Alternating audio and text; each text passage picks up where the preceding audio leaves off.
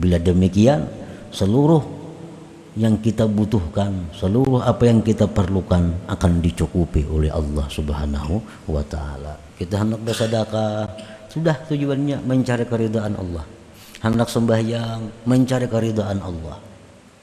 Hendak membaca Quran, cari keridhaan Allah. Segala ibadah yang kita lakukan li talabi mardatillah, untuk menuntut keridhaan Allah Subhanahu wa taala. Bila demikian otomatis sudah ke surga matinya. Otomatis sudah dunianya akan bahagia. Orang yang diridai Allah.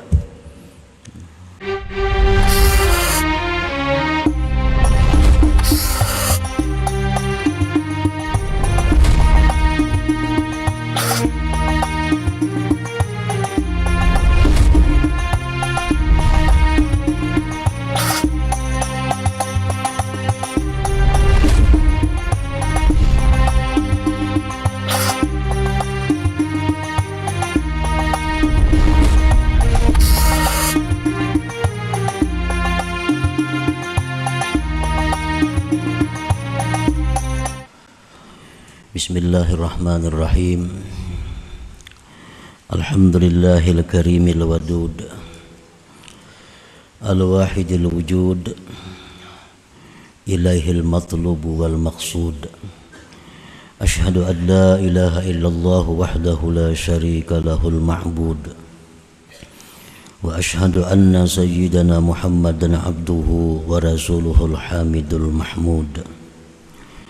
Allahumma salli wa sallim wa barik ala al-muttasibi bil karami wal jud, Sayyidina wa maulana Muhammadin sahibil maqamil mahmud, wa ala alihi wa sahbihi wa zurriyatihi wa adba'ihi ila yaumil khulud, amma ba'du. Yang kita hormati dan kita cintai para habaib dan para alim ulama, guru-guru agama, para muhibbin, hadirin hadirat rahimakumullah.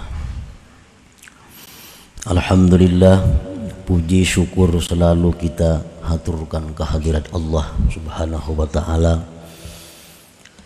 yang mana telah mengumpulkan kita di tempat yang penuh berkah dan rahmat ini untuk berzikir, bersalawat dan menerima limpahan ilmu dari Allah Subhanahu wa taala, yang mudah-mudahan ilmu yang dilimpahkan Allah kepada kita itu diberi taufik untuk mengamalkannya. Amin ya rabbal alamin. Salawat dan salam kita haturkan kepada junjungan kita Nabi besar Muhammad sallallahu alaihi wasallam dan kepada seluruh keluarga, sahabat, zuriat beliau dan para pengikut sampai hari kiamat nanti. Para muhibbin rahimakumullah, al-hikmatu tsaniyah wal arba'un min al-hikamil ataiyah. Qala al-imam Ahmad ibnu Athaillah Sakandari rahimahullah nafa'ana bi ulumih. Hikmah yang ke-42 dari kitab Al-Hikam. Berkata Imam Ahmad ibnu Athaillah As-Sakandari rahimahullah wa nafa'ana bi ulumih. La tarhal min kaunin ila kaunin patakuna kahimarir raha yasiru wal makanul ladzi irtahala ilaih huwa alladzi irtahala minhu walakin irhal minal akwan ilal mukawwin wa anna ila rabbikal muntaha. Wanzur ila qawli Rasulillah sallallahu alaihi wasallam, faman kanat hijratuhu ila Allah wa rasulih fa hijratuhu ila Allah wa rasulih, wa man kanat hijratuhu ila dunya yusibuha aw imraati yankihuha fa hijratuhu ila ma hajara ilaih. Fafham qawlahu alaihi salatu wassalam wa ta'ammal hadzal amra in kunta dza fahmin. Yang artinya, janganlah kamu berangkat dari satu makhluk kepada makhluk yang lain.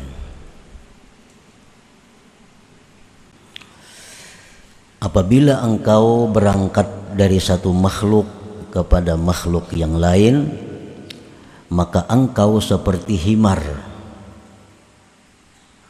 keledai yang menggiling gandum. Dia berjalan dan tempat yang dia berpindah kepadanya, itulah tempat yang dia berpindah daripadanya. Tetapi berangkatlah engkau daripada makhluk kepada yang menciptakan makhluk itu, dan bahwa kepada Tuhan engkau kesudahan. Dan renungilah kepada sabda Rasulullah sallallahu alaihi wasallam, barang siapa yang hijrah kepada Allah dan Rasul, maka balasan hijrah itu kepada Allah dan Rasul yang membalasnya. Dan barang siapa yang hijrah seseorang itu kepada dunia, yang dia dapatkan dunia itu, atau hijrahnya dia kepada perempuan yang dia nikahi itu perempuan, maka balasan hijrahnya kepada sesuatu yang dia hijrah kepadanya. Pahamilah sabda Rasul alaihi salatu wassalam, dan renungilah ini perkara jika engkau mempunyai pemahaman. Nah, itulah terjemah makna daripada hikmah yang ke-42 ini. Para muhibbin rahimakumullah, di dalam hikmah yang terdahulu yang ke-41, di situ telah dijelaskan oleh musannif bahwa sungguh aneh orang yang lari daripada sesuatu, lari daripada zat yang dia tidak bisa lepas dari zat itu, kemudian dia mencari sesuatu yang tidak kekal sesuatu itu. Maksudnya sangatlah aneh orang yang beribadah, beramal, tetapi tujuannya itu adalah makhluk Allah. Lanjutan dari hikmah yang ke-41 ialah hikmah yang ini ke-42. Jangan kamu berpindah dari satu makhluk kepada makhluk yang lain. Kalau kita beramal karena manusia, kalau kita beramal ingin mendapatkan kedudukan, kita beribadah ingin dimuliakan oleh manusia, berarti kita mengharapkan makhluk.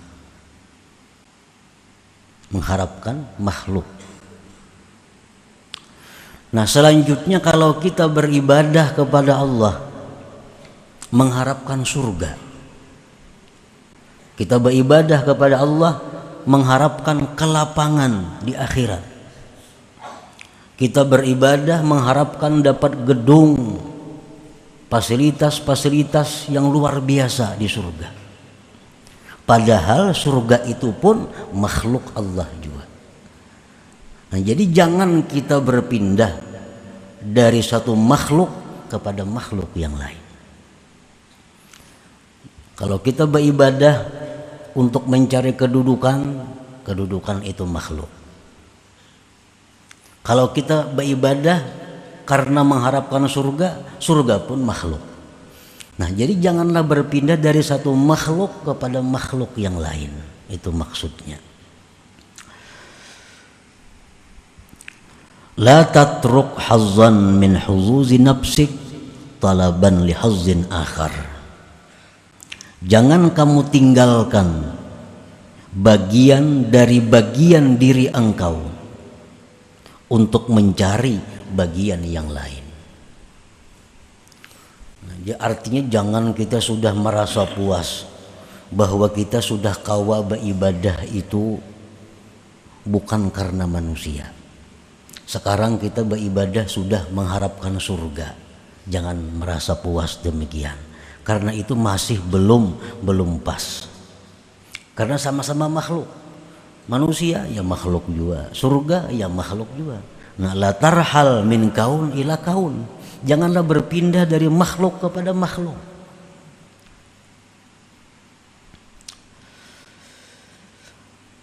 Dicontohkan oleh beliau, kaman zahada fid dunya wan qata'a ila Allah yatlubu bidzalik rahata badanihi wa iqbalat dunya alaihi. Seperti orang yang zuhud pada dunia dan dia beribadah kepada Allah,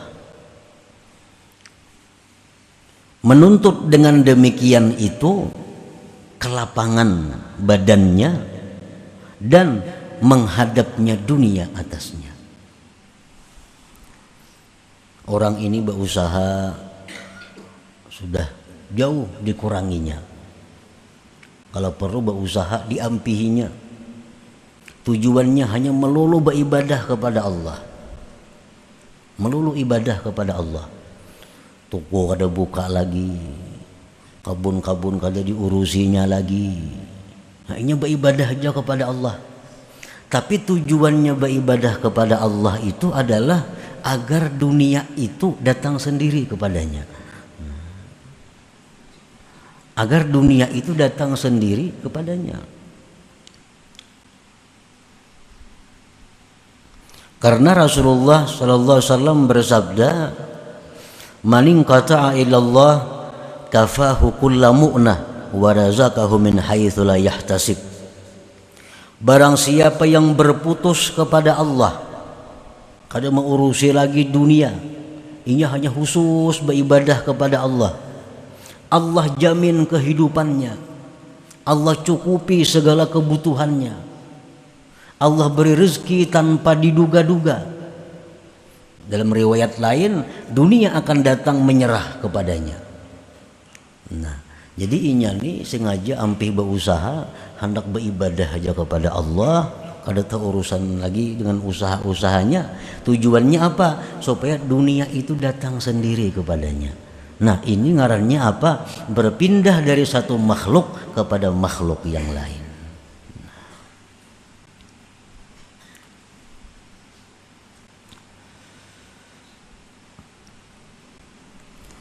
Wa kaman amila bi ta'atillahi ta'ala wa talaba bihal karamat awil hura wal qusura fil jannah.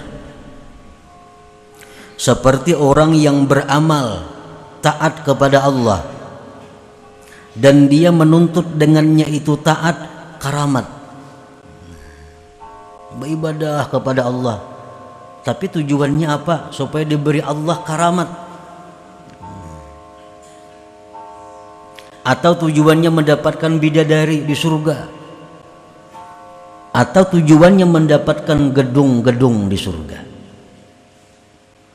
Nah, bila beribadah kita seperti demikian tujuannya, maka ibadah kita tujuannya adalah kepada makhluk. Tujuan ibadah kita kepada makhluk. Walakin i'mal bi ta'atillah adaan li haqqillahi ta'ala wa talaban li ridha. Tetapi hendaklah engkau beramal itu dengan taat kepada Allah tadi, menunaikan hak Allah subhanahu wa ta'ala dan menuntut keridhaannya. Nah, itu mestinya yang kita harapkan dari ibadah kita. Kita sembahyang, kita puasa, kita bersedekah, kita menuntut ilmu, kita berzikir, itu menunaikan hak Allah dan mencari keridhaan Allah. Nah, itu nang dituntut, itu nang bujur. Wa illa, jika tidak demikian, kita beribadah kepada Allah agar kita selamat dari neraka, kita beribadah kepada Allah agar mati masuk surga, fa antakal himar, engkau seperti himar. Himar nang menggiling gandum itunya selalu berjalan, tapi jalan di tempat. Nah, orang yang beribadah tujuannya untuk mencapai kesenangan diri sendiri, sama dengan himar tadi. Artinya ibadah itu jalan di tempat, kada akan sampai kepada Allah Subhanahu wa ta'ala. Para muhibbin rahimakumullah, apabila kita beribadah untuk dunia, Allah akan memberikan dunia itu. Allah berikan dunia. Wa ma lahum min khalaq, tapi di akhirat orang ini tidak ada lagi bagian. Makanya kita melihat ada orang-orang yang mengamalkan ini untuk kekayaan, akhirnya dia kaya. Orang yang melampahkan ini untuk jagau, akhirnya jadi orang jagau. Orang melampahkan ini supaya orang ketujuh lawan inya, akhirnya orang ketujuh lawan inya. Nah, apa yang kita niatkan dengan amal itu Allah beri. Orang yang beribadah kepada Allah untuk selamat neraka, orang yang beribadah kepada Allah agar dia masuk surga, Allah berikan. Ia mati selamat dari neraka dan masuk surga. Orang yang beribadah kepada Allah dengan tujuan mencapai keridaan Allah, Allah berikan pula keridaan Allah ini. Nah, jadi selaku manusia kita dituntut bahwa apabila beribadah kepada Allah itu jangan seperti nomor 1, jangan seperti nomor 2, seperti nomor 3. Ini yang dituntut. Beribadah itu menunaikan hak Allah dan mencari keridaan Allah. Para muhibbin rahimakumullah, faman kanat hijratuhu minal lagwi wal lahwi wal la'ib ilal ibadati wat ta'ah wa minal jahli ilal ilm qasidan bihijratihil wusula ila ridhaillah wa rasulih fahijratuhu musilatun ila ridhahuma. Barang siapa yang hijrah, hijrah ini artinya berpindah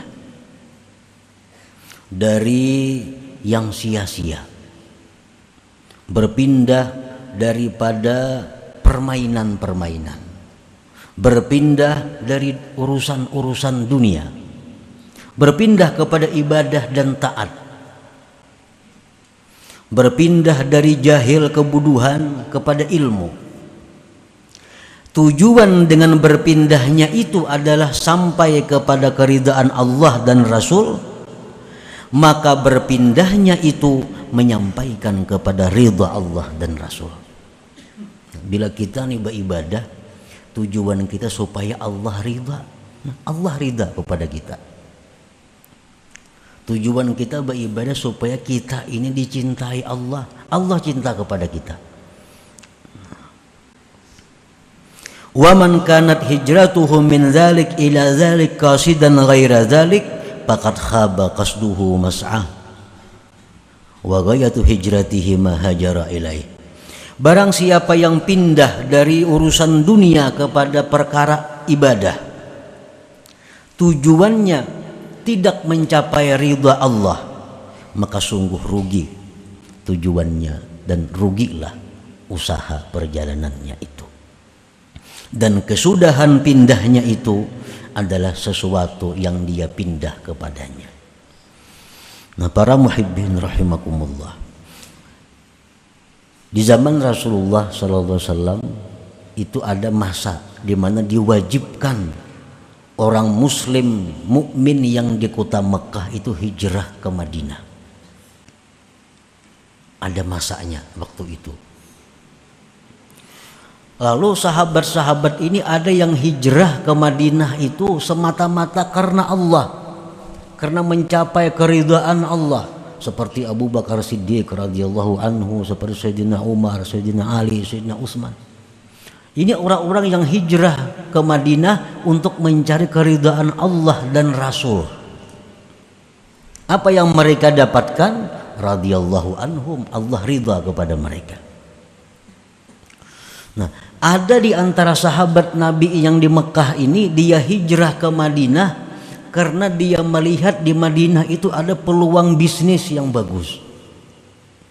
Banyak orang pengen rame hijrah ke sana, aku baik hijrah sambil berusaha.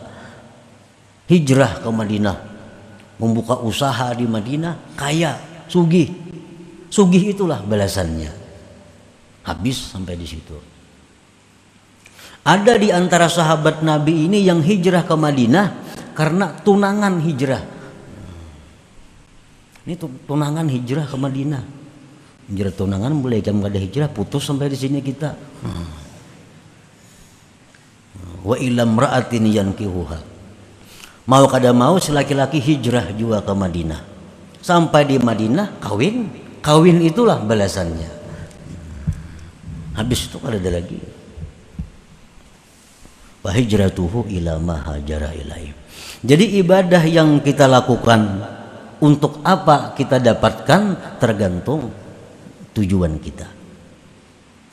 Orang mengamalkan la ilaha illallah 100.000 kali. Tujuannya hendak jadi orang sugih. Dilampahkannya jadi orang sugih. Allah akan memberi itu. Fal amalu ala talabil jaza wad darajat aw nailil maratibil aliyati wal maqamat nuqsanun wa syaubun bi ikhlasil a'mal. Beramal untuk mencari balasan, mencari derajat, mencapai martabat tinggi dan kedudukan, itu adalah kurang dalam ikhlasnya amal. Ikhlasnya amal. Kalau kita beramal supaya ke surga, kita beramal supaya terhindar dari neraka, ini oleh para ulama disebut ikhlas juga, tapi kurang ikhlasnya. Kurang ikhlasnya. Nah, orang-orang yang beribadah kepada Allah tujuannya ini surga, tujuannya bidadari, tujuannya menikmati segala macam fasilitas surga. Dia beramal karena itu, mati masuk surga.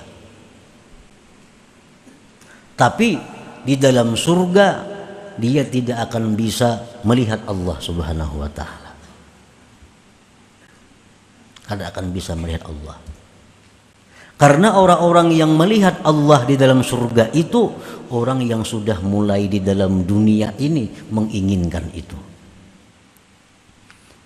Jadi di surga itu ada orang pengumuman bahwa Allah bertajalli, wahai penghuni surga, siapa nak bertemu Tuhan, silahkan bertemu Tuhan. Orang kesanaan sepali, ini pada tahu urusannya memakan gawiannya, bidadari di sekelilingnya. Padahal bertemu Allah itu adalah merupakan puncak segala kenikmatan yang ada di dalam surga itu. Wal amalu li wafa'i huquqil ubudiyyah wa qiyami huquqir rububiyah min ghairi iltifatin ila nafsi huwa ikhlasul muqarrabin. Beramal ibadat untuk menunaikan hak kehambaan, melaksanakan hak ketuhanan tanpa memandang kepada dirinya, itulah yang dinamakan ikhlas muqarrabin. Nah, para muhibbin rahimakumullah, padahal andai kata kita beribadah kepada Allah, sembahyang contohnya, tujuan kita dengan sembahyang itu adalah keridhaan Allah. Itu aja sebutin. Allah ridha kepada kita. Allah ridha kepada kita. Nah, bila Allah itu ridha kepada kita, segala kebaikan-kebaikan dicurahkan kepada kita. Segala kebaikan dicurahkan kepada kita. Kalau kita mengambil yang ridha ini. Nah, jadi alangkah ruginya kalau kita beribadah karena makhluk, beribadah karena mengharap surga. Karena bila dua itu kita akan dapat keridhaan Allah. Bila kita beribadah ini karena ridha Allah, kedua-duanya kita dapatkan. Dunia otomatis dapat, surga otomatis dapat. Makanya tadi dicontohkan oleh beliau, orang yang beribadah karena dunia, orang beribadah karena surga, itu kal himar, seperti himar. Himar itu pintarlah. al-himar, seperti himar. Para muhibbin rahimakumullah, man amila lillah wa billah nalal qurba minallah wastahaqqa bimartabati abdillah. Man amila lillah, barang siapa beramal beribadah karena Allah. Ini beribadah ini mencari keridhaan Allah, yang lain kada tahu urusannya. Ini beramal itu kadang-kadang ada masuk huzuzun nafsi, ada masuk kepentingan diri. Ini yang merusak ikhlas.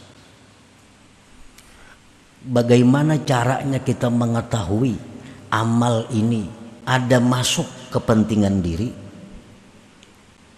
Mengetahui mana amal ibadah kita yang murni karena ridha Allah. Nah, di situ kadang-kadang kita ada menjumpai dua macam perkara ibadah. Dua macam perkara ibadah. Ibadah yang pertama lebih besar pahalanya. Ibadah yang kedua lebih kecil pahalanya.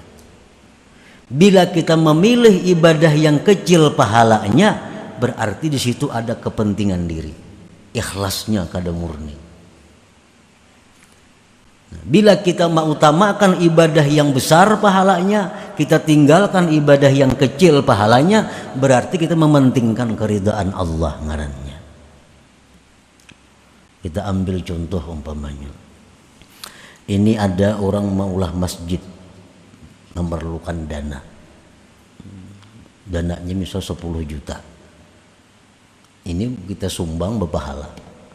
Berpahala ini. Ini perbaikan masjid memerlukan dana 10 juta. Di saat yang bersamaan ada keluarga kita yang sedang sakit, membutuhkan dana untuk berobat 10 juta juga.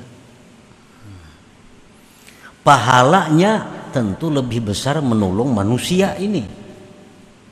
Pahalanya lebih besar kita mengobati nanggaring ini, duit 10 juta itu. Kalah kita pahalanya untuk merihab, memperbaiki masjid tadi. Nah, apabila kita ini cenderung, kita ini ingin menggunakan duit ini untuk masjid itu, kita biarkan yang sakit ini sakit, berarti ibadah kita itu kadang mencari keridhaan Allah. Ada kepentingan nafsu di situ masuk. Karena kita menyumbangkan masjid ini diumumkan orang, si anu menyumbang 10 juta. Menyumbang nanggaring, siapa mau makan adalah di masjid mau makan, gak ada. Nah, di situ kita diuji. Setiap dua ibadah yang bertentangan, satu pahala lebih besar, bila kita melaksanakan pahala yang lebih kecil, di situ karena Allah, karena ada kepentingan nafsu. Nah, para muhibbin rahimakumullah, man amila lillah, barang siapa beramal karena Allah, wabillah, dan dengan Allah. Inya ini beramal mencari keridhaan Allah, dan inya pun sadar kawa beramal itu karena ditolong oleh Allah. Wabillah ngarannya. Jadi beramal ini karena Allah. Amun merasa seseorang nang beramal kada jadi napa-napa amalnya, itu ujub ngarannya. Ujub tuh ihbatul amal, menggugurkan amal. Nah, barang siapa beramal karena Allah dan dia merasa beramal itu dengan pertolongan Allah, dia akan mencapai kedekatan daripada Allah. Nah, akan mendekatkan kepada Allah. Bila sudah kita dekat kepada Allah, wastahaqqa bi martabati abdillah, kita berhak duduk di martabat abdillah, hamba Allah ngarannya. Nah, para muhibbin rahimakumullah. Jadi kita ini kada semuaan hamba Allah. Ada nang hambanya surga, ada nang hambanya karamat, ada nang hambanya kemuliaan, ada nang hambanya dunia. Nah, kemana kita beribadah tujuan kita, itulah Tuhan kita. Itulah Tuhan kita. Kalau kita beribadah ini karena Allah, berarti Allah Tuhan kita dan kita ini budaknya, hamba Allah. Nah, kedudukan Abdullah, kedudukan hamba Allah itu merupakan kedudukan yang paling tinggi di antara segala kedudukan. Para muhibbin rahimakumullah. Jadi kesimpulannya bahwa setiap kali kita melakukan ibadah, maka tujuan kita dengan ibadah itu hanya satu, ialah keridaan Allah. Bila demikian, seluruh yang kita butuhkan, seluruh apa yang kita perlukan akan dicukupi oleh Allah Subhanahu wa taala. Kita hendak bersedekah, sudah tujuannya mencari keridaan Allah. Hendak sembahyang, mencari keridaan Allah. Hendak membaca Quran, cari keridaan Allah. Segala ibadah yang kita lakukan li talabi mardatillah, untuk menuntut keridaan Allah Subhanahu wa taala. Bila demikian otomatis sudah ke surga matinya. Otomatis sudah dunianya akan bahagia. Orang yang diridai Allah. Nah, selanjutnya hikmah yang ke-43. Ila hadratin Nabi sallallahu alaihi wasallam. Al-Fatihah. A'udzubillahi minasyaitonir rajim. Bismillahirrahmanirrahim. Iyyaka na'budu wa iyyaka nasta'in. Istaqim. Shiratal ladzina والمغضوب عليهم ولا الضالين آمين. يا الله بها يا الله بها يا الله بحسن الخاتمة يا الله بها يا الله بها يا الله بحسن الخاتمة يا الله بها يا الله بها يا الله بحسن الخاتمة يا أيها الرجل منه شفاعة صلوا عليه وسلموا تسليما اللهم صل وسلم وبارك عليه